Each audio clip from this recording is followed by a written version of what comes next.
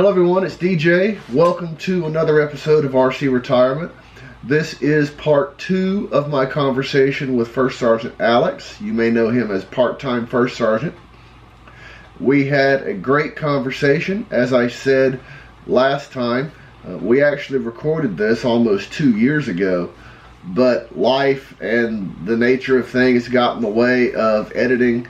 First Sergeant Alex wanted to do the editing on this, since that's one of his skill sets, and he also wanted to play around with having a two-party recording, something he hadn't tried before.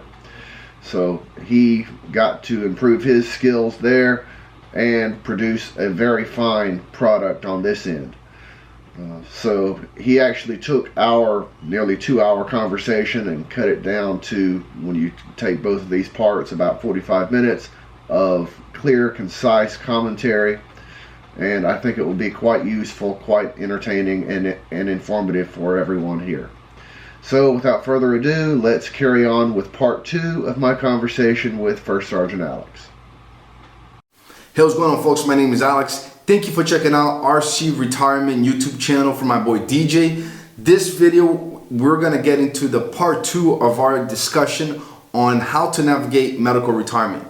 If you haven't checked out part 1, go ahead, pause this video, go back to the previous one. If you have checked out part 1, on this part, we're going to get more technical on how to navigate the medical retirement system. So, hope you enjoy the conversation. Check this out. So Snuffy's been going to doctors. He's been trying to get this temporary profile resolved, and it's just not working. Finally, it rolls over from a T to a P. And to be clear, when they're going to their private doctors to resolve this issue, whether they're getting a pseudo or not. Do you remember off the top of your head that form that they bring with them to have that documented for the military? SF600. SF600. All right, there you go. Standard 600, chronological record of medical care. There you go. And that's where your civilian doctor will have to document your issue for either to clear your flag once you're medically flagged, or to record your progress, your medical treatment. Right? Well, it would be the civilian doctor recording your progress, but correct. But you would still have to have a medical doctor, a military doctor, give it that final check mark. Correct. Yeah. So it goes through your case manager at the state headquarters, and they evaluate it, et cetera, et cetera, et cetera. And by the way, that is the limits on my knowledge when it comes to this stuff. But go ahead. So then you got to document it now. All right. So Snuffy has his permanent profile now. P3 triggers a fit for duty board. Also an MOS retention review. Yeah. Because now they're looking at your PUIs and see if you match the minimum requirement to retain your MOS. It's going to be comprehensive. Now let's say at the state level, Snuffy is determined unfit for continued service. All right. This is what's called a medical retention decision point, MRDP. This is what, for an MDay guy, is going to trigger a medical board. All right. If he makes the right choice. All right, so he gets a medical retention decision point memo. The state surgeon's office conducted a medical rescission decision panel on this date regarding your current medical status in the National Guard. You no longer meet medical standards for retention in accordance with Army Regulation 40-501. Here's the double-edged sword. One of the following options. I request an honorable discharge from the National Guard and a reserve of the Army. I request an honorable discharge from the National Guard and transfer to the retired reserve, if eligible. And that would be people with 15 or more qualifying years. Third option, I request a reevaluation by a federal physical evaluation board in accordance with Army Regulation 40-501, Chapter 10. Soldiers with non-duty related impairments are eligible for physical evaluation board referral solely for a fitness determination, but not a determination of eligibility for disability benefits. That's a lot of very dry reading, and then the year-long agony begins. And then, so then you go through these options. Let's say you do the right thing, and you get with your medical support staff, and then what? Then you go through the year-long process, and all right. Can you see that? IDES timeline. Yep. Treatment phase. This is what was going on all that time with Snuffy. And now you've actually been referred to IDES. So the first part of that is the medical evaluation board phase. And that's primarily a document review for the first 30 days. Referral for 30 days, view document gathering. Referral, just look at the RC sections here. So the next 30 days are claim development, where you're actually putting together your claim sheet and listing off the conditions that you're going to claim as disabling. There's a sheet that you fill out for each condition, and then you provide medical records for that. If you've got military or VA records, then those have already been forwarded or should have been. But if you've got civilian records, you need to provide those yourself. Obviously. All right. And by the way, when the IDES, when the Disability Evaluation System process actually begins, you're assigned what's called a PEBLO, a Physical Evaluation Board Liaison Officer, who is supposed to assist you in all ways of navigating through IDES from start to finish. Right. Everything on the military side, they're supposed to help you do. There's also a VA liaison, and that guy's supposed to help you with all things VA related. The problem I have seen with both of these groups of people, this is my theory, everything I've heard them say seems to be active duty centric. Yeah. It does not seem to have much of a reserve component fact built into it.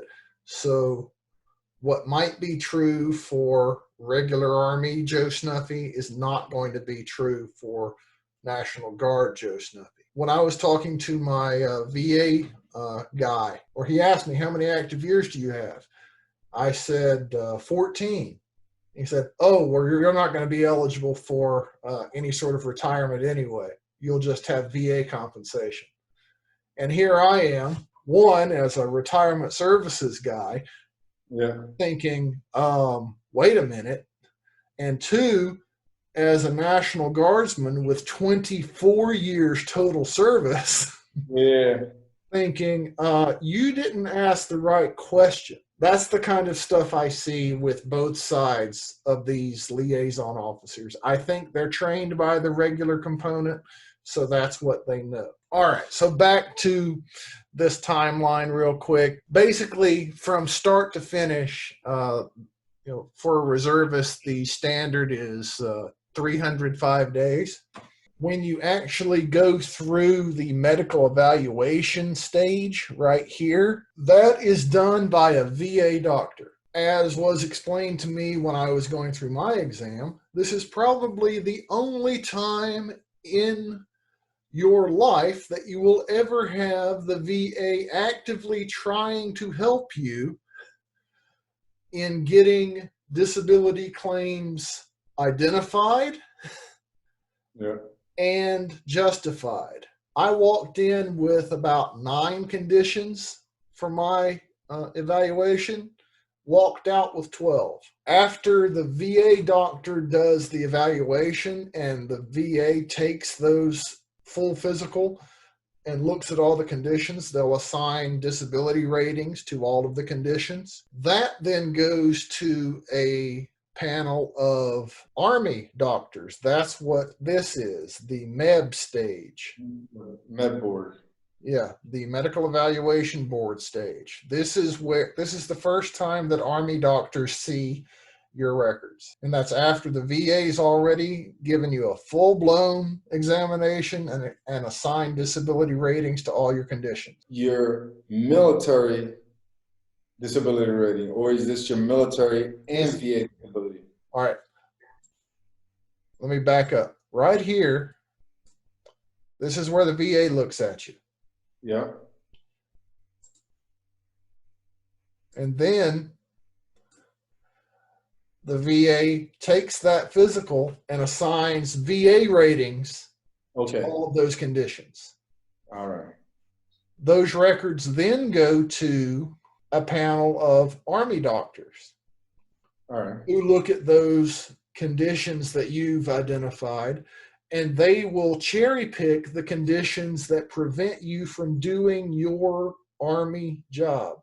Back to MOSs. What prevents you as an 11 Bravo from being able to do your job would not necessarily prevent me as a 42 Alpha from doing mine. It's those cherry-picked conditions that are set aside and become your military disability rating. So that's where a lot of folks get confused. Is I'll ask someone, and I'll specifically spell it out. I'll say, what's your military rating? But they don't hear the military part. They think, oh, well, my VA, I'm rated 100% by VA. I don't care what your VA rating is yet. If you like, send you a copy. No, yeah, that's perfect. That's sufficient, I think. And you said you had a video on your channel that we can link on the descriptions to go over this more in depth. But that was excellent. You just highlighted something that I had no idea how that process. I didn't even know what the ITIS existed. So that's excellent. Let me segue for just a moment. You might be stunned with one of the new policies out there then. So, Department of Defense Instruction 1332.45. Title is Retention Determinations for Non-Deployable Service Members. Paragraph 5.2. A service member who has been non-deployable due to a physical disability that makes him or her potentially unfit for the duties of his or her office, grade, rank, or rating for more than 12 consecutive months will be referred into the disability evaluation system. And this is being ignored by every component. 2018-0730. I actually recommend reading this if you're a first sergeant or a commander. This has severe ramifications at every unit. Every echelon has to report its status of soldiers by category on this, all the way up to Secretary of Defense. No kidding. Military departments, meaning everybody, will monitor and track the number of service members, so deployable, not deployable, in transition, or disability evaluation system. This cuts hard. And that's the other thing this says, is if you're non-deployable and it's not for a medical reason, get rid of them.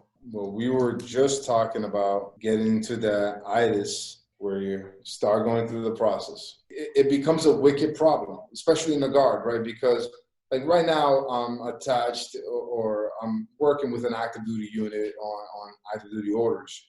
So it's easy. I have an issue, I go to my company medical person.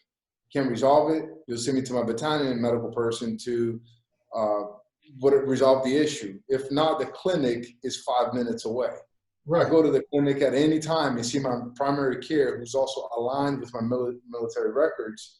Whatever he types there becomes my military records while getting medical care during duty hours. So I don't lose pay. I don't have to take vacation time for my civilian job. It's easy.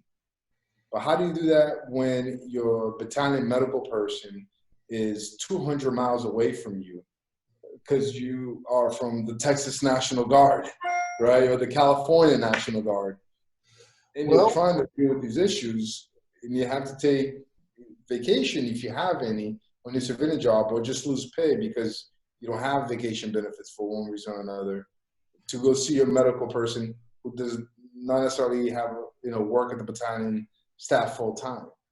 How do you handle that? Back to your practice of paying soldiers a UTA to get these things squared away. It's a readiness issue. It's a deployability issue. So what you said earlier of you'd rather pay them to go to the doctor, it just became even more critical. Every commander and every first sergeant that sees this video is going to hate us both because they're going to say, we're going to have 4 people at drill every month because everyone else is going to be split.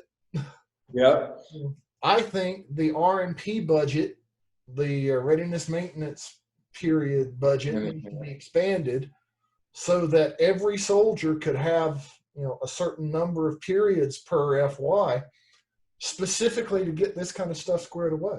Do we want to maintain unit medical readiness? How do we resolve this with additional pay beyond your UTA pays, right? Your unit training assembly pay, your regular pay that you're supposed to get. How do we get the additional funding? I even found out about it's the National Guard equivalent to the active duty version of like when you're in WTU, when you're a medical orders on active duty or Title 10 medical holdover orders to take care of your medical issues. Let's make this happen. Let's get this extra funding because these are the issues that we can solve with this extra money. Obviously, it's not guaranteed that you'll get it, especially if you don't use it wisely and if you don't communicate it effectively. Positive psychology. It literally talks about being comfortable with the past, meaning finding satisfaction with your past, finding happiness in your present and have something to look forward to in your future. So if your past, whether it's your childhood or whether it was early enlistment, right, was because you had negative experiences, and then in your present, you're having continued bad experiences, whether you're not getting trained, you're not getting paid, all the things that you just mentioned, or you physically broke, nobody cares. How are you even able to push forward to the point where you're looking forward to anything, right? And then I made tons of mistakes in leadership positions, up to my very last one a couple of years ago, where, I wasn't paying attention to these things that I thought was small, ended up being big. And subsequently, I lost soldiers, 100% preventable, that if I had truly the wisdom, right, and the finger on the pulse correctly, I would have been able to identify these things. So, but it's a combination of both. It's having the wisdom and the knowledge that this issue exists, and then, and having the finger on the pulse of like, okay, it's still happening now. How do I reverse that? But nonetheless, you solve what you can. Solve that, you've solved military retention worldwide. I want to recap as much as I was able to retain from what you said, because I think it's important, and I may even put this a little bit earlier in the video as well. So we talked about the active duty way of going through the medical retirement process, which is different from a VA disability rating. You were able to get 2 ratings, one from the Army and one from the VA. The Army portion is what we're focused on. Right. So first we need to identify a line of duty injury, whether it's something that was exacerbated through your drill weekend, that was a prior injury, whether it was on a deployment or another time, but identify injury during drill. That means you're running, dislocated your hips, identify that through an LOD. Then you need to continue through medical evaluations. And the way that we discussed it here for M-Day soldier, if you don't have the access to the military medical system, is going through your civilian doctors if you have any insurance, and ensuring that you have the proper forms military forms, the SF-600 is what we identified, to bring to your civilian doctor to document the treatment and the purpose of the visit and the prognosis of that evaluation so the military can understand what's going on. Mm-hmm. Then you mentioned profile situation, getting that medical profile, and we moved right on to the MRD, right? DP. MRDP, correction. So the MRDP, where it gets to a point where you are given three options: discharge with under honorable conditions, discharge into the retired reserves if you have reached 15 years of service. Now, this is the question: active service or 15 years of service? Qualifying service. Qualifying service. So that means you hit all the points. Right. So That, it doesn't yeah, matter if it's active duty or National Guard or whatever. If you had 50 points per year, yep, you're good to go. You're good to go. And the other one was if you haven't reached that point and you want to stay in, the reevaluation is the other. Well, not necessarily stay in. That could happen. You could go through IDES and they find you fit. Yeah. And return you to duty. It doesn't happen very often, but it does happen. You get to that point. Let me throw in one thing. You mentioned LODs. There's a huge, I'd say, Army-wide overemphasis on LODs. There are soldiers being told they can't go through IDES if they don't have LODs on record. All right.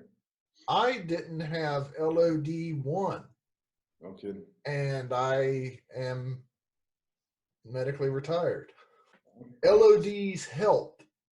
No, but they're not required. Yeah. All right, that's good to know. That's good to know. Then from there, connect with your battalion medical support NCO to fill out the forms and get, so you get a better understanding of what you are selecting and what you're filling out. Is that an accurate statement? Yeah, it's good to have that that assistance. Once you're actually starting, or once you're actually into IDES, you're going to have a PEBLO, the Physical Evaluation Board Liaison Officer, assist you with most of the administrative stuff. In fact, the PEBLO will do most of the administrative stuff for you at that point. So then we're into the IDES and the timeline, which will link the video in which you go over the timeline on the descriptions. And then that's where your process goes. And throughout that process, without getting into details, is that you're getting evaluated down to a point where the VA steps in to conduct your evaluation, correct? And yeah, then the VA does all of the evaluation. The VA does the evaluation, and then the Army comes in, or the branch of service comes in afterward. There we go. And then at that point, that's when the VA will take your identified disabilities and turn it into a rating. And then the Army will take that same information and then select the items that make you physically unfit to perform your military job. Correct. And then give you a separating based off of that. Is that an accurate statement? Right. That is correct. As long as the Army accepts that physical limitation, they will use the same level of rating. Is that what you're saying?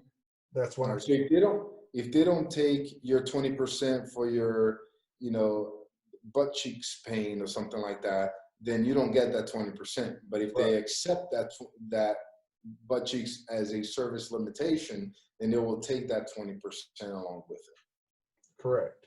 Perfect. And one of the things that leaders and even soldiers that may be going through this situation may want to look at is what you identified towards the end of this video, which was the DOTI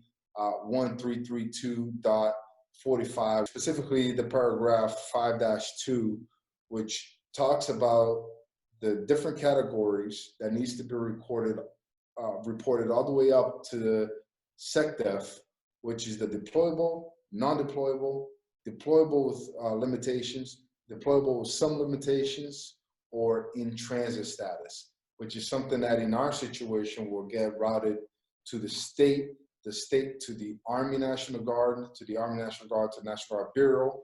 And then at that point, it needs to find its way either through the Joint Chiefs to the SecDef, or from the NGB to SecDef directly somehow through the Department of Defense. Right. So yeah, now, that's correction there. Paragraph 5.2 is not the categorization paragraph. That is 5.2 is the one that says if you're non-deployable for medical reasons for 12 months or more, you will go to the disability evaluation system. The paragraph that's talking about reporting, tracking and reporting, that's paragraph 3.1 and 3.2. That could be DJ. interesting. To close out this video, what will be the one thing, and I didn't pre-warn you of this, but what is the one thing that if you could shake the 20-year-old version of you, shake him and be like, you should know this, what would be that one thing as it pertains to your your Army medical retirement, your Army medical rating? What is the one thing that you would say to that 20-year-old version of you? If at age 20 I knew that, that 22 years later I'd be medically retired, I would have shaken myself and said, I don't care, what it costs, go to the doctor. I would have documented things a lot better than they were, so that now when I was trying to prove things to doctors, I could have done a better job. And to, as first sergeants like to say, to dovetail off of what the commander just said, no, but it's be seen. I mean, I know firsthand knowledge of folks that are afraid, for example, to get a sleep study test done, because for them it's, I will never be able to deploy because my 30-day readout from my CPAP,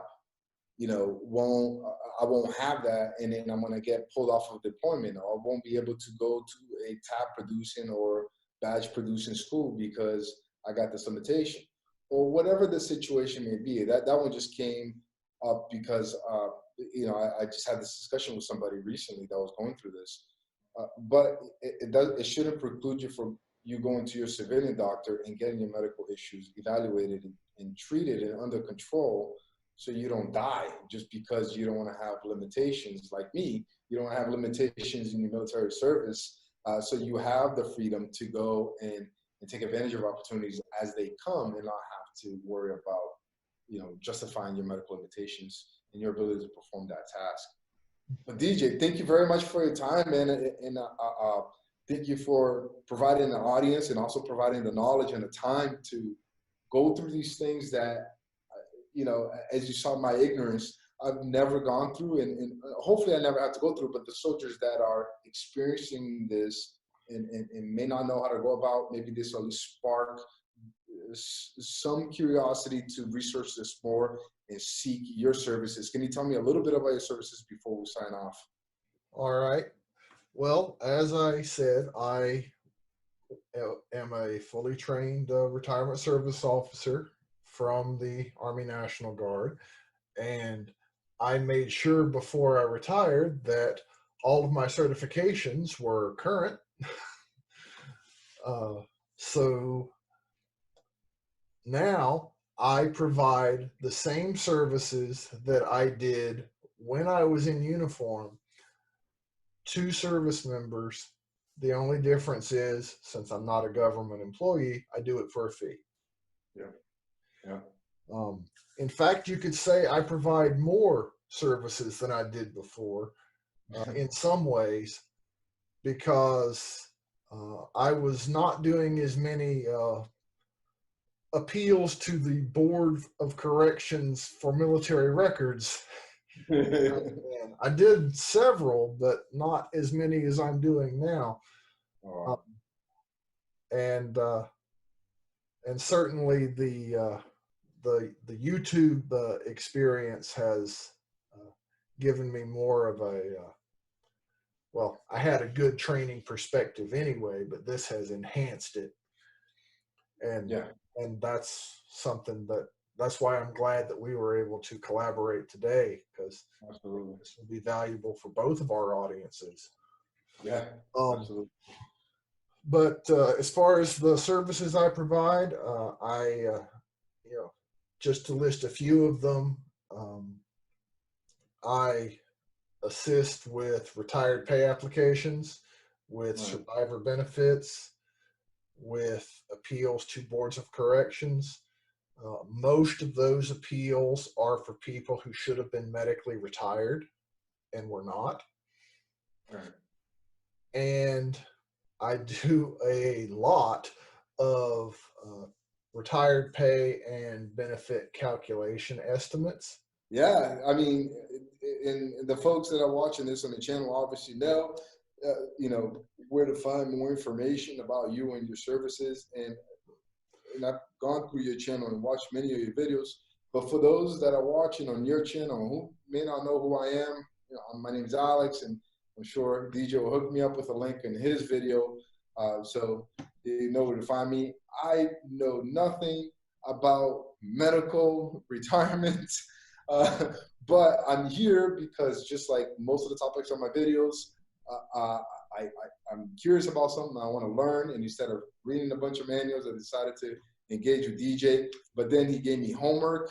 So I saw you've been writing notes this whole time. Yeah. So basically, he just gave me about 8 hours worth of homework, because just pulling up the Doty alone is going to give me an extra 2 hours worth of work to follow on, regulations I'm going to have to look up after that. But yeah, but thank you for your time, DJ, and affording me the opportunity to ask all these questions, because I think hopefully I'm never in a situation where I'll need these services for military retirement. But, whomever it is that may be watching this will definitely benefit from it if they find themselves in a situation. So let's stay in touch, my friend. And I guess I'll see you on the next one. Absolutely. We have to do this again. And I think there are plenty of topics we can discuss. Absolutely. All right, my friend. Goodbye. Bye. All right, folks. Thank you very much for checking out part 2 of this medical retirement, Army medical retirement system or conversation with my boy DJ from RC Retirement. So there's still a lot of things that we could have discussed, but the video just got too long and we couldn't get to absolutely everything. So if you have any further questions, please make sure to hit up my boy DJ on the comments section below, and he will gladly answer any of your questions, or you can just direct message him with his point of contact on the About section of his YouTube channel. All right, thank you very much once again for checking out this video. See you on the next one. Peace. Okay, everyone, so that's it. That's the remainder of the conversation with First Sergeant Alex, or Part-Time First Sergeant, as he's better known.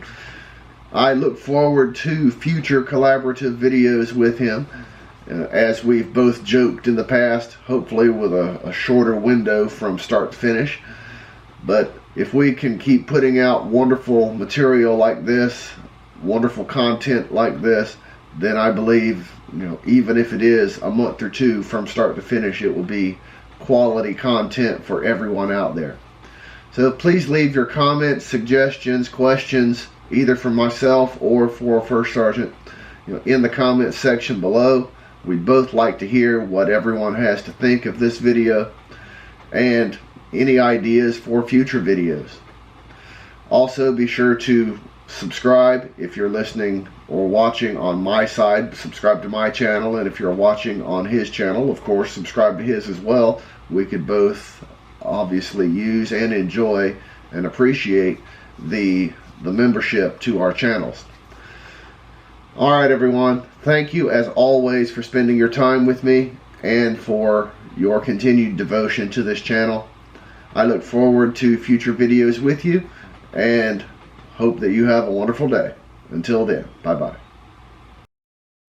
If you liked what you heard on today's episode, then please go below and give it a thumbs up, and be sure to subscribe to this channel. Also, please let other people know about this channel and the information it can provide for them.